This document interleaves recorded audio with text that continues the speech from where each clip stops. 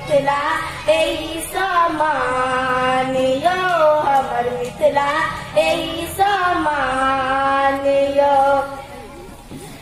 मिथिला के धरती पर एक लोटा पान सा, मिथिला के धरती पर एक लोटा पान सा स्वागत करै छी श्रीमान यो हमर मिथिला एही समान यो हमर मिथिला एही समान यो।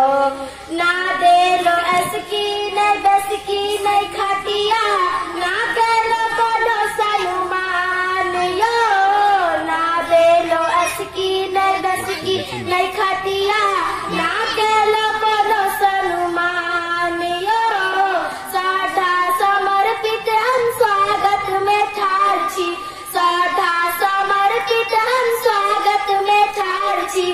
हाथ में सुपारी पान यो हमर मिथिला एही समान यो हमर मिथिला एही समान यो।